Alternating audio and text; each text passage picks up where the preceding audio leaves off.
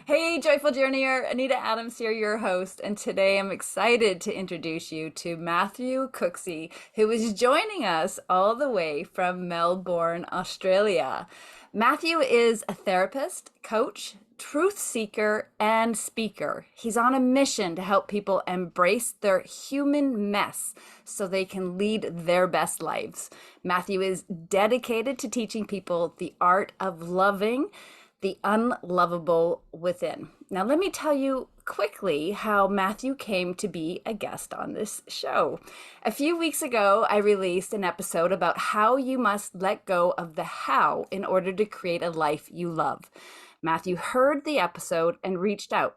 After praising the episode, which is always a good thing to do if you want to pitch yourself to be a guest, Matthew then said, "My audience may appreciate if we build on what I spoke about in that episode." He told me how he is helping his clients revolutionize how they relate to everything inside that loathes uncertainty so they can let go of the how and unleash the unique contribution they know in their bones they were born to make. Needless to say, Matthew caught my attention and I invited him to be my guest on the show. So, welcome, Matthew. It is so great having you here today. My goodness, it's lovely to be here. We were just talking before we started just about the deep alignment that we feel in the work that we're doing in the world, and I'm excited to get into this conversation because I think we have so much to learn about how to let go and to really allow things to come forward in our lives. So it's going to be fun. Yeah, I think so too. There's a nice energies in there. I think we're gonna have some fun here, and who knows where it will go. Like, I mean, we can go in any direction, and we'll discover some new things, I think. But before we jump into what we intended to get together to talk about, I want to acknowledge you for reaching out and asking me to be on this show. I mean, taking action on what you want and leaning into your purpose, it's such an important part of achieving great things in life and being someone that has an impact in the world. And I just want to acknowledge you and thank you for modeling this important behavior so beautifully. So well done, you. That's so sweet. Thank you. And I actually think it's a really good example to peel back a little layer on for people to really see what goes on inside. For me, to be able to reach out to you to Mhm. come and have this conversation, because I think very often we imagine that there are these fearless people out there, or there's these highly spiritually attained people who just float through life on a cloud and end up being a guest on a podcast. And my message for people, it really does revolve around um how do we hold the parts of ourselves that don't get what our higher self gets, that do get frightened by Mhm. reaching out to somebody or making a request, or the uncertainty of whether a dream is going to come to fruition. So how I want to just completely like confess to everybody listening here that I didn't, when I reached out to you, there wasn't like a total absence of um worry or self-concern in my reaching out to you. But very often what I see happens is people's self-concern becomes the primary thing in their being. And so for me, what I'm really starting to see for myself and helping other people realize is that this higher self can actually be found not just on the mountaintop in this transcendent place, but in the gritty human emotions. Like when I'm feeling fear, when I'm feeling Noticing. shame, our higher self is there too. It can be found there. And when you can find your higher self there, no longer do you need to run away from anything. And then you can reach out to Anita Adams and you can say, "Hey, Anita, I would love to come and talk about this more with you." So it's just I want people to hear that. I want people to hear that it's not Yeah. the absence of fear that allowed me to do that. It's like really finding my higher self in that fear. I love that distinction of finding your higher self in that fear, or finding your higher self in that worry, or whatever the emotion is. It's not a separateness of my higher self is this, and here I am in this moment feeling like freaked out or whatever. There's a oneness there. And I love that. I've never thought of it in that way. So, do you have a process for calling on that higher self that helps you move past fear? Right. Yeah. I mean, for me, and I love how you've kind of zeroed in on this because I think a lot of people are stuck on this path because there is this duality inside them. There's screwed up me who's like fearful and worried and anxious and all of that. And then there's this higher self, and we're almost trying, it's like we're trying to get away from ourselves to this Hmm. higher self, hoping that we're going to find some salvation, some kind of respite from ourselves. And so for me, it has been a process that's very driven by um, being in touch with the raw emotional experience of whatever the emotion is. So I think, very often get confused about feeling. I often think like we actually don't know how to feel. We need really classes at school Hmm.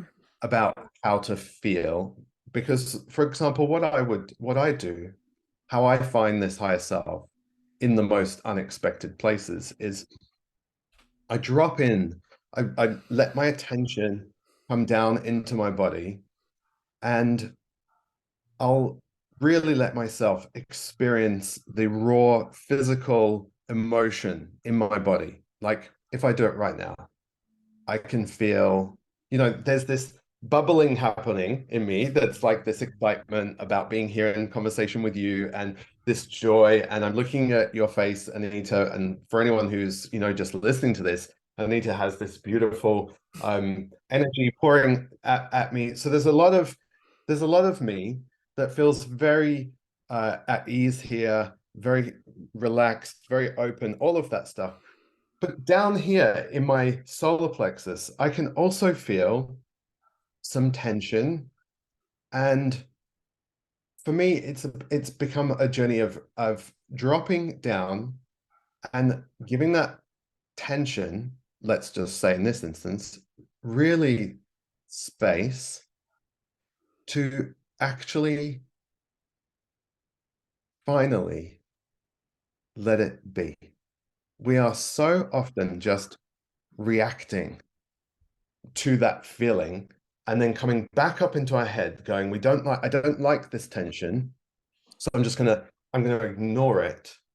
And so the first step, this is just the first step for me, is the step of dropping down into it and making the determination, I'm going to give this some space and with no agenda.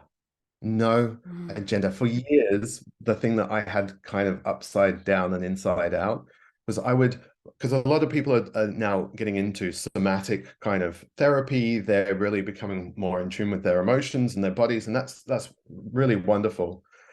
But when you have an agenda, and the Mm. agenda is, I'll feel this to hopefully get rid of it, you miss, you miss the miracle that is at the heart of that emotion. I absolutely love everything you're saying right now, and I have to tell you, I'm getting like truth bumps. what I used to call goosebumps, the I love truth that. bumps. I know somebody shared that with me, and I've stolen it, the truth bumps.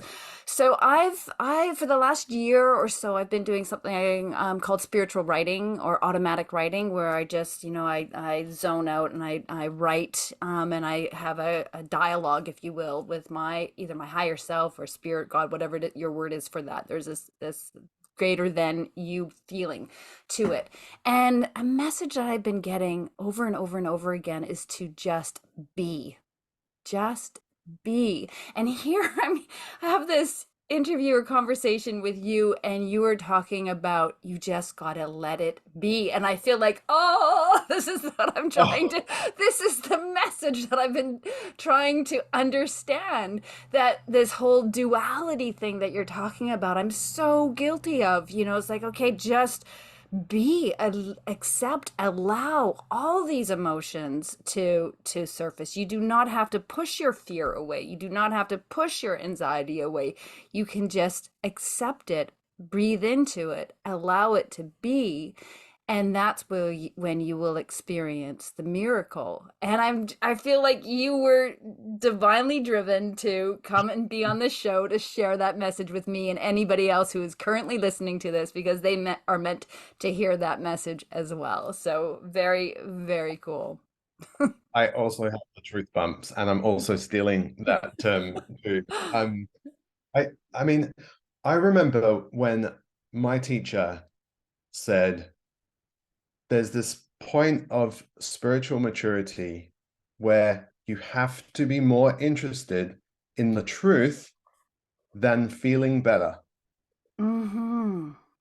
Because how much of our lives and our spiritual practice, our emotional practice is actually not really oriented around wanting to know what's true. We want to feel better. And what I notice is that on my own journey, as I have become more and more interested and emphasizing what's true, even if learning what's true makes me feel worse, can I tolerate that? Can I tolerate that? And if I can't tolerate that, then that's not something to judge. It's something to really notice that, oh my gosh, okay, I have this experience of myself as this higher self, and I have this more sort of everyday experience of being me, and they feel kind of quite different. Am I just desperately trying to get out of this everyday self and into this better feeling self just because I don't like the feeling of it? Or am I actually interested in seeing what's really going on here? And for me, that's where we can start to, what I see in people is that their spiritual brain boots up at some point, very often through some kind of breakdown or that Mm. turns into a breakthrough, or some difficult calamity comes their way, and it causes a shift in their being, and then their spiritual brain boots up. But it's like almost like what we're describing here is we then have our mental and emotional brain. So now we've got these two brains, but it's like one runs on Apple and the other one runs on Windows, and they don't talk to one another. So we find ourselves trying to live life through these two radically different operating systems that give us completely different views of ourselves and of the world. And when you can really start to engage in this practice in the way that we're describing, what I see happening is like it's like the wiring and the operating system connects these two computers, the spiritual computer, the psychological one, and all of a sudden you can feel like I was feeling some shame this morning. I was feeling shame, and there was a felt sense of shame in my body, like in the pit of your stomach, that like awful gut-wrenching feeling that you are a bad human being. You've done something bad, you are bad. Like I was feeling that, the gut-wrenching clench in my gut. And then when I dropped into it, as I've just kind of been describing, it was like my spiritual computer booted up, connected with the psychological computer, and suddenly I got to see the shame Mm, through eyes of eternity, the eyes of God, through mm, the eyes of love, my higher self. And so it was like, and it just melted. It just melted. And at the core of this shame, all I could find was love. mm, And so it was just this amazing experience. So we can start to bring these two computers together through this mm, kind of practice. mm.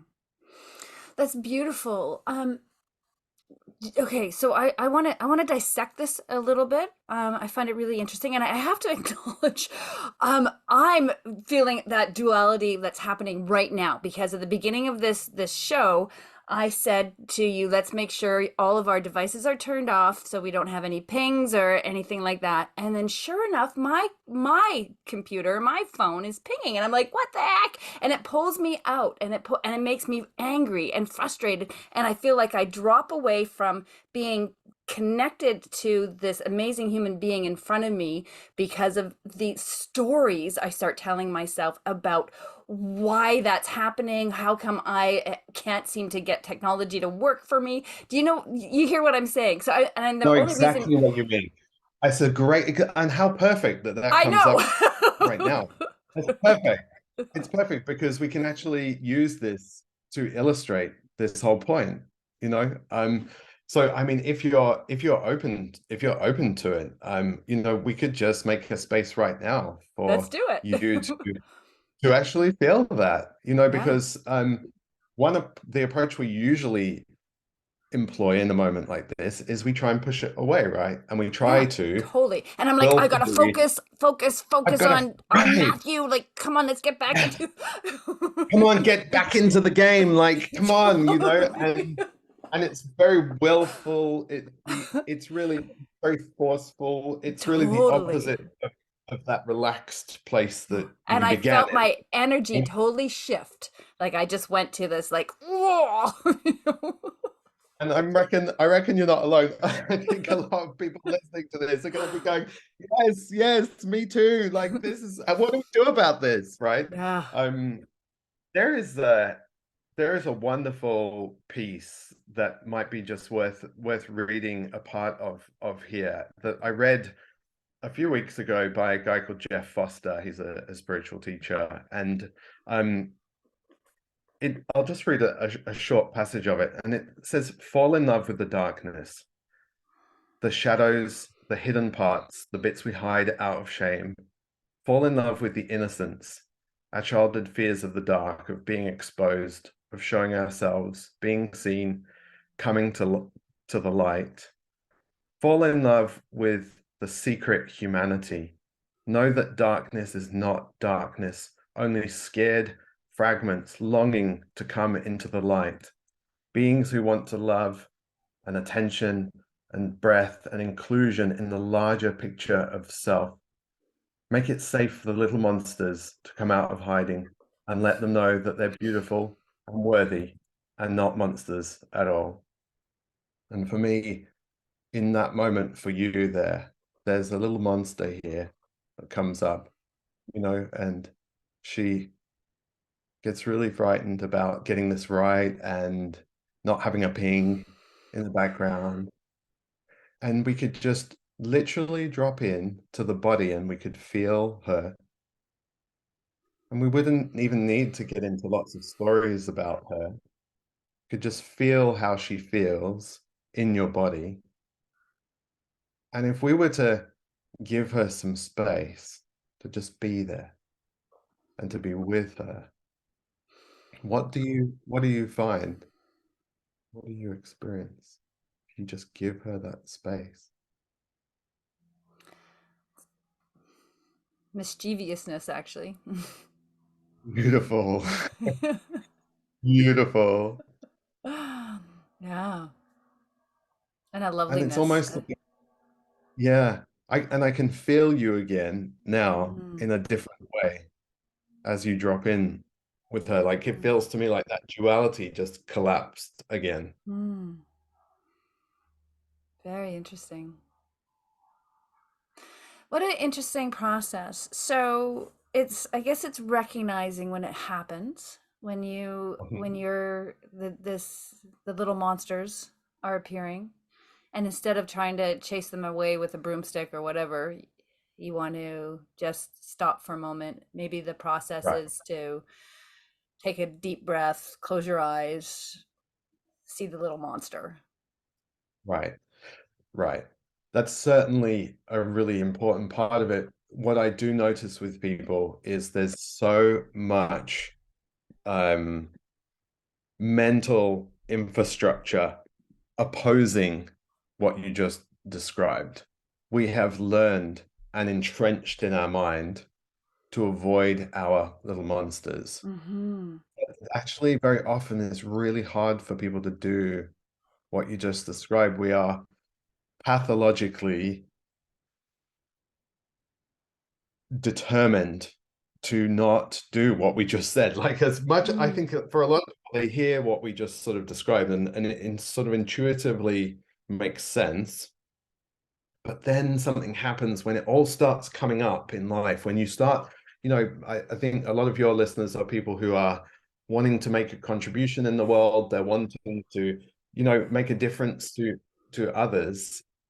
And then they start down that road, and then suddenly the monsters get triggered. And the impulse to avoid that and push that away, I think, is so automatic for so many people that very often what I find is you need another step. Actually, you need to really go and have a look at the beliefs that are held about these Monsters. somatic emotional monsters that we have Mm-hmm. inside us. And so that's what I do with people in the work that I do is I actually really evoke proactively the monsters with people. I Hmm. say, let's look at your life and let's see where the monsters come out to play.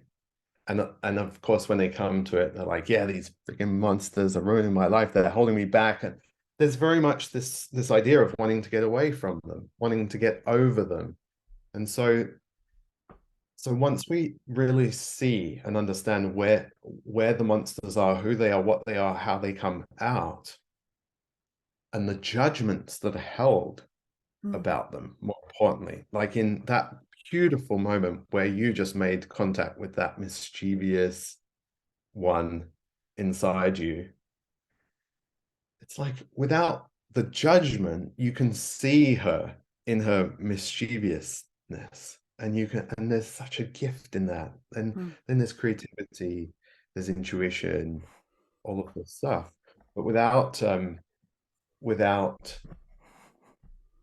with all of these judgments of these monsters, then they remain monsters. I think that's the Mm-hmm. key.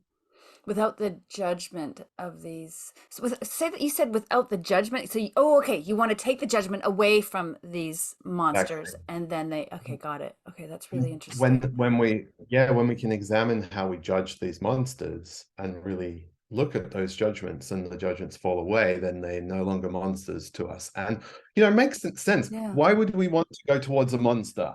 Like we don't Right. want to do that, right? So the first step is to see that they're not monsters. Yeah. These Yeah. Yeah. feelings that like jump up in our body and seem to take over our life, it feels horrible. I don't want that. I Right. don't want that. I want to get away from that. So that's a monster. Get away from me. And that Right. reaction makes a lot of sense to me. And at the same time, it keeps us stuck in this either Right. or Right. world. Interesting. Okay. I'm starting to make some connections to why you wanted to reach out and have a further conversation about the getting over the how. So let me just backpedal a little bit. In my podcast about letting go of the how, I argue if we focus on how we are going to achieve the end goal, we get lost in the enormity of the vision and feel overwhelmed or like our dreams are hopeless. In order to move forward with a big dream, I believe you must then focus just on the single next step you need to take instead of the end goal. And I think what I might be connecting now from this conversation is that that feeling of getting lost in the enormity, those feelings of overwhelm, that whatever is being triggered for you, those are the little monsters that you're talking about. And if I'm getting you correctly, what you're saying is that we have to acknowledge those little monsters and embrace them, and then we can take look at the first step that we need to take, or the next step, or whatever. But first and foremost is really sitting with that duality and understanding that duality and understanding what is the little monster within that is putting on the brakes. I know I'm throwing words in for Got your it. mouth, but am I Yeah, getting what? absolutely. Okay. Yeah, I feel excuse me. I feel like you're beautifully joining the practicality of this up with the theory that I've been kind of expressing, because you're right. If the steps that we want to take bring out these little monsters, then the chances that we're going to follow through on those Are really things slim. Yeah. are really slim. And we all know that willpower is not a very reliable and very limited resource. So Yeah. yeah, the monsters are coming out. They're coming out. Yeah. And what if they contain? What if they hold the key? Like we see these monsters as the obstacle. What if they hold the key? What if they know? What if they have the intuition? That's my experience. That is my experience, that these monsters are holding the keys. Like I've got the truth bumps in my body now. Like my whole body is like, oh my God. It's like the monsters hold the key. They hold the key to so many of the insights, that the intuition, the creativity, all of this stuff, but Right. it arrives in this form that we just reflexively tend to push away because it feels frightening. We're frightened of our fear, we're frightened of our anger, we're frightened of our shame, we're frightened of our guilt, we're frightened of our feelings, Yeah. and our monsters present in our feelings predominantly, and these monsters are actually our greatest gifts. Okay, so we need to get to know our monsters. Is that what I'm hearing? I I would say yes, with a small caveat. Get to know them in the body primarily. Like Hmm. it can be useful. Like I map the monsters basically for people. I draw people a um like a mind map where we actually identify all of the different monsters. And guess what? They're like a little inner family, and some are in allegiance with other monsters. Some of the monsters are fighting each other as well. There's this inner battle for control of our lives that's noisy, an inner psychological battle, which it prevents us accessing the wisdom of our higher selves. And so I think it can be very helpful to build a mental picture for sure of these monsters. And I do that for people, and draw it all out and define what it is that these monsters believe, and their perspective on themselves and on the world. But then it's kind of like, really, like with that knowledge, like hold that lightly, let that go. And then when they present, you'll feel them, and then feel them. Then give space for the energy, because very often if we stay in our mind about it, it just gets more clouded, it gets more confused. Really, the breakthrough is to be found in the body, in the emotion, just in the raw energy that these parts of ourselves are evoking. And when you can find joy and love in the middle of shame, you're free. You are Hmm. free. You are liberated. And that's really the promise of this sort of work. Hmm. It's really fascinating. Um, so it's just to reiterate, we're not trying to eliminate fear. We're not trying to get rid of, well, like anxiety is a big one. Like we don't want Yeah. anxiety in our life. So do we just Yeah, I stumble on this one because that's a big one that I talk a lot about with my clients and trying to help them overcome the anxiety so they can move forward with whatever it is that they're trying to move forward with, just having a healthy, happy life. And Right. so, what would your recommendation be on that? Like, would you say, okay, just acknowledge that there's this being within you that is a little monster that is full of anxiety? That's Yeah, walk me through this. It's Walk kind me of through. like, yeah, absolutely. And thank you so much for this wonderful exploration. Yeah. Because it makes it really real for people. Yeah. It makes it really concrete. So I think there's a paradox here in this. On the one hand, we don't want to feel anxiety and we want to get on with our lives. We want to live. We want to come alive. Hmm. And and yet then we feel anxious. And when we show up to that anxiety with the agenda of getting over it, feeling it to get over it, Hmm. that actually sustains it and it prevents us from finding the peace that is at the it's almost as if the if you can picture this as if the anxiety is actually made of peace. Imagine Hmm. like a imagine you've got like a really sore muscle that's knotted, and it's really agony. And you go for a massage and somebody, digs their fingers into it and all that. It hurts, right? It actually hurts. Like it gets more painful, but it was never not your muscle there. It was always your muscle. Or it's not like there was a foreign body in there that was creating the pain. And so anxiety and all of these emotions are almost like a love in spasm, let's call it love or peace in spasm. And when you actually can be with it without any agenda, Hmm.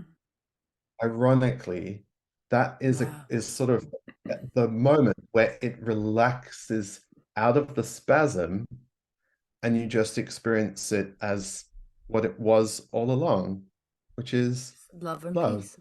Hmm. love and peace. Yeah.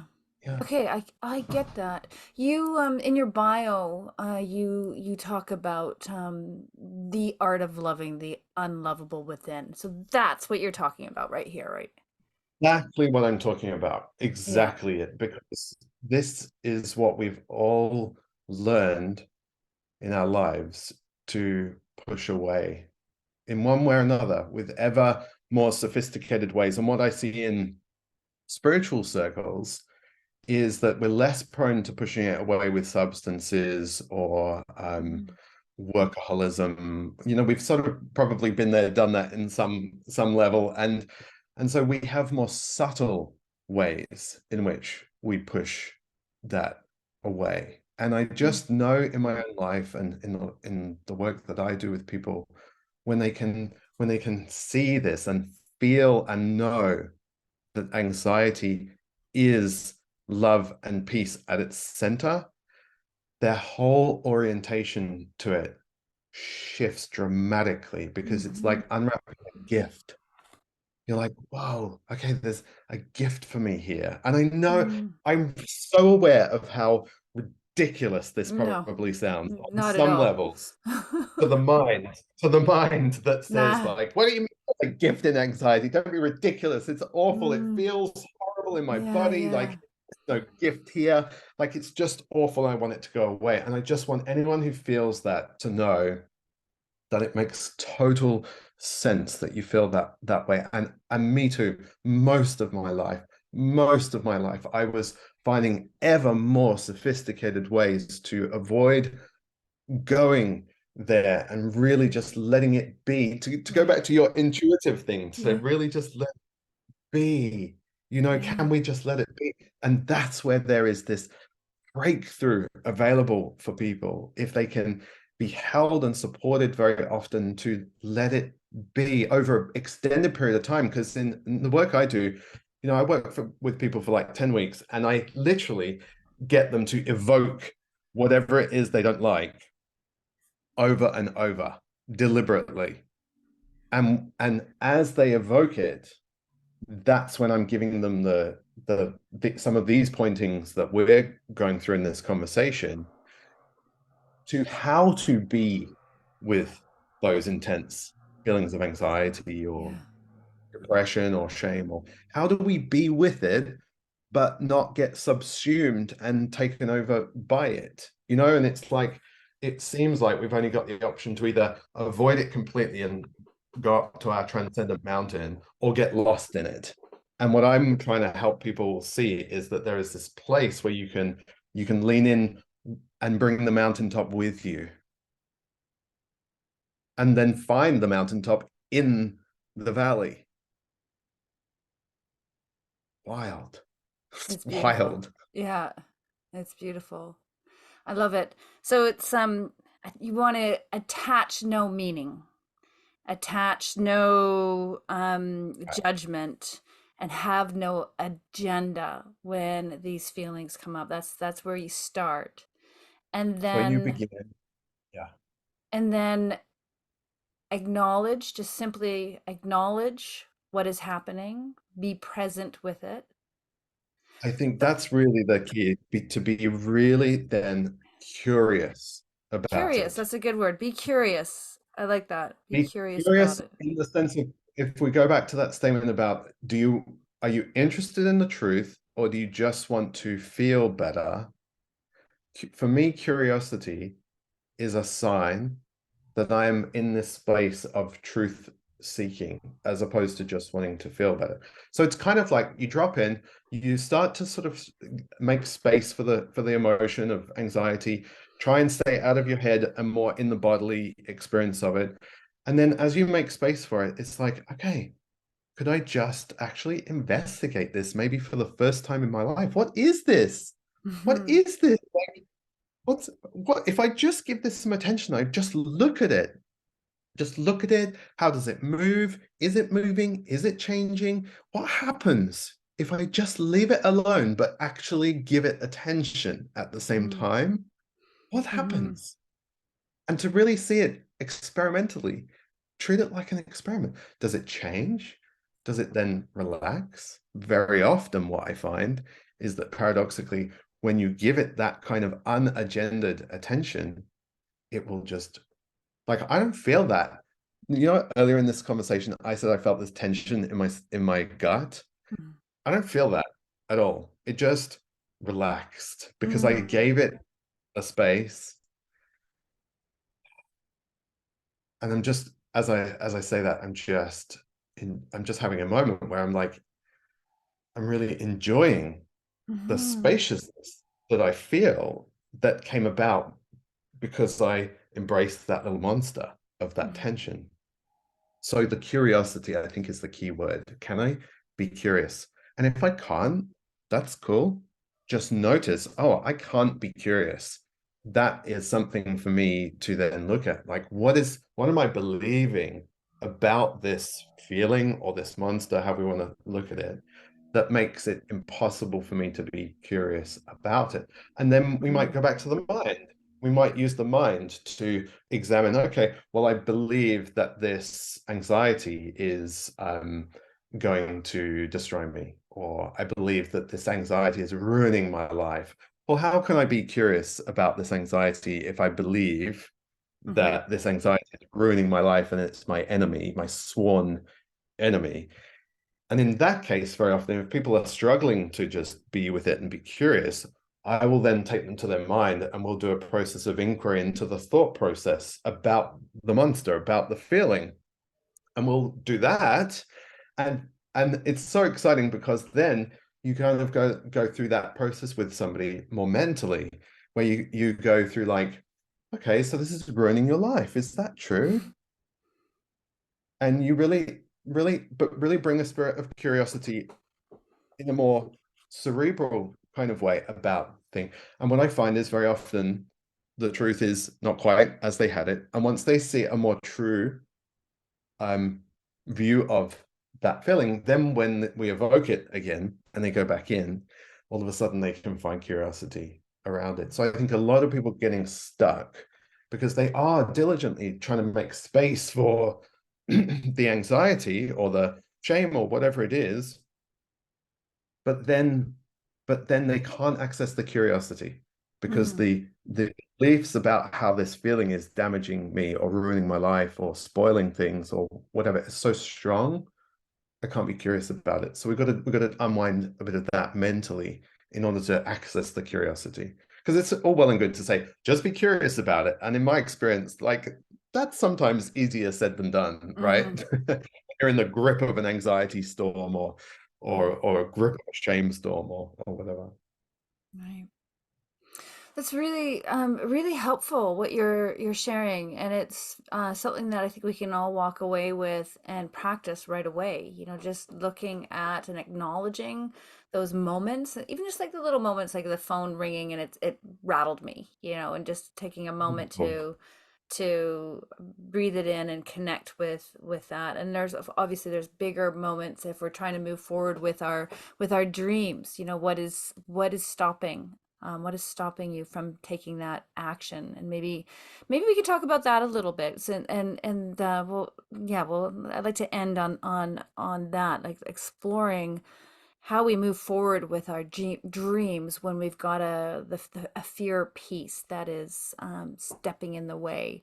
I guess it's just, is it the same thing? Just the same principles. It's just acknowledging what it is that's stopping you. I think I mean, I'm in the midst of this at the moment. I'm building a movement. I'm building a movement to bring together psychology and spirituality because I think these are two siloed worlds. And in many ways, this process that we've just been going through today really bridges the two. It Mm, brings our higher self into our gritty human emotions. That's the goal of it anyway. mhm, So as I'm building this movement, I'm feeling all the emotions that, anyone feels when they're trying to create something new or trying to um, build something. There's vulnerability in mhm, creativity for sure. We know that, right? So what it feels like to me is that the process that we've just been talking about is like learning to surf. Imagine the big waves of emotion, okay?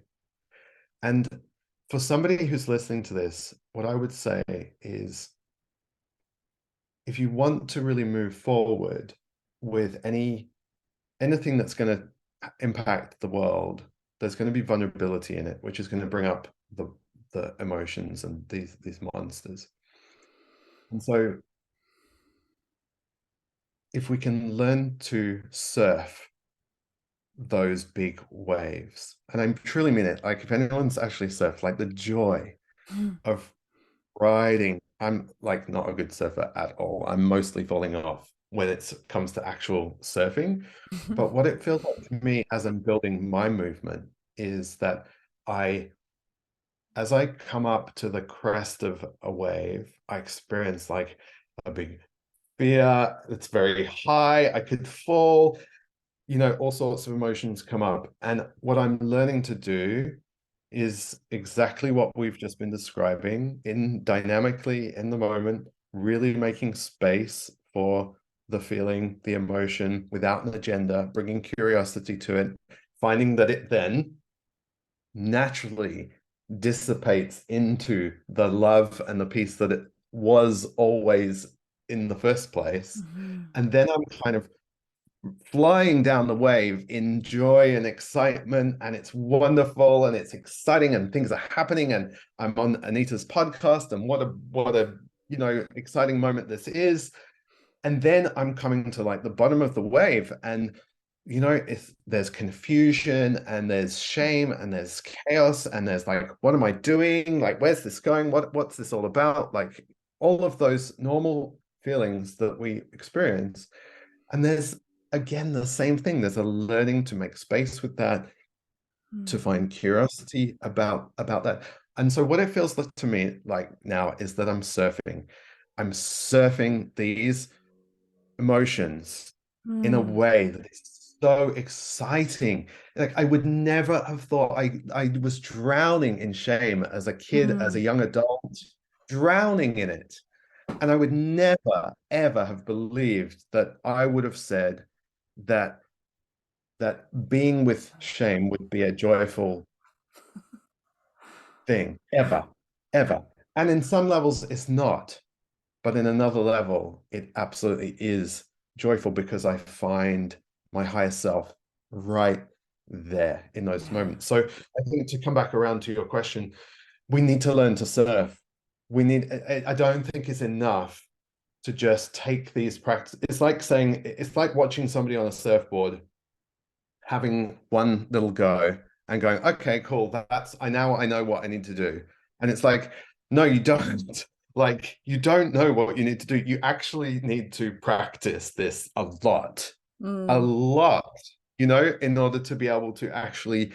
stay on the board when it's right at the top or when it's crashing down or at least if you fall off the board, which you do, which I do for sure, to then not be in a terrible stuck place about that and to just simply be able to get back on the board. So Awesome. I hope that Yeah, I'd helps. like that. I like the analogy, and I like the idea of practicing this. Like I think like any kind of transformation requires, a conscious effort, and practicing the skills to get better. And I guess what I would suggest is that we can practice it on the little things, like when your phone keeps pinging during a podcast, and just drop into the moment and accept the mischievous monster that's rattling around inside or whatever it is, and we find those moments. Being self-aware, I think, is so important. Being self-aware and recognizing when those little moments happen, and practice on the little things. And then I would assume that as we get better at being curious and connecting with those little monsters, that when those monsters are bigger and scarier, that we can deal with them, or accept them and embrace them, so we can let go of them in a more compassionate way. So That's beautiful. The idea to begin in these small moments, because I think we can probably have an easier time finding curiosity about a phone pinging than, some bigger yeah, calamity yeah, in our lives. Um, absolutely. I also I've got something on my website if anyone is hearing this and needs some kind of resource. I have a resource that's called Finding Your Higher Self in the last place you'd expect to find it, essentially. And it kind of Love goes it. through some of these steps to help people kind of work out how do they actually do some of this stuff. So it's Great. just practice. It's practice, practice, practice, practice, practice, practice, practice. And before you know it, you're surfing, and Awesome. I it's love it. amazing. It's It's amazing. I amazing. never would have thought that I would be able to embrace truly, truly embrace these emotions. Hmm. Tolerate, maybe. Get over, sure. But But embrace. Yeah. embrace for me, that's really the acid test of our higher self, because our higher self will embrace them. I can tell everyone that for sure. It will not shrink. I I love that, and I'm pulling up my notes, because you said something at the beginning of the show, and I thought that it would be really good to reiterate it. Spiritual maturity, more interested in the truth than feeling better, and that's that curiosity piece. Being curious to understand the truth than just trying to feel better. So thank you for that. What is the website that our listeners can go to get that Actually, resource? yeah, it's just about to go live because I'm switching over. It's called unmystical.com. And the whole premise is to take the mystery out of all of this, So hence the name unmystical.com. So yeah, you can Perfect. find me there. Great. And I'm assuming that's your website, so people can, if they wanted to find out about your coaching services and different things, that's all there as Yeah, well. Awesome. yeah, they can find out there. Yeah, it's all there. So yeah, if Perfect. anyone's feeling excited about the possibility of embracing these things, then you know where to find me. And yeah, it's a joy to do this work with people. And I also just wanted to acknowledge you, Anita, for like my experience as a guest in the show has just been just of you just being so real, so real, Thank so you. open to your own experience as it arises, and it has made this feel very fresh and um, very alive, this Yeah. conversation, and very concrete and practical too. So thank you so much, Anita, for what you're doing here. I think you're Wonderful. embodying what you're teaching so beautifully. Oh, thank you. I so appreciate that. I believe one of my assets is that I'm a very curious human being, and why I'm started this show was from my curiosity. I'm curious. I want to learn more. I want to understand how I can truly access my highest self so I can be of greatest service to my clients as well. So, thank you for showing up and showing up with all of yourself to this show and playing full out with me. It's been really fun, a real honor and a pleasure to meet you. And I hope we will continue to have a dialogue as you continue the work that you're doing. I'd love to stay in the loop with what you are, your big mission of bringing spirituality and psychology together and helping more people. I think it's really interesting the work you are embracing. So very cool. Oh, thank you, Anita. Yeah, so good to be here, and thank you. Awesome. And Joyful Journeyer, if you listened to the show and enjoyed it, please review, give us some thumbs up and some stars or whatever it is. The more people that review us and rate us, the more people we reach, and we can help raise that collective consciousness and turn us into a better world by sharing these stories, by sharing our knowledge, by connecting with more people. So thank you. Thank you for tuning in, and we'll catch you next time. Bye for now.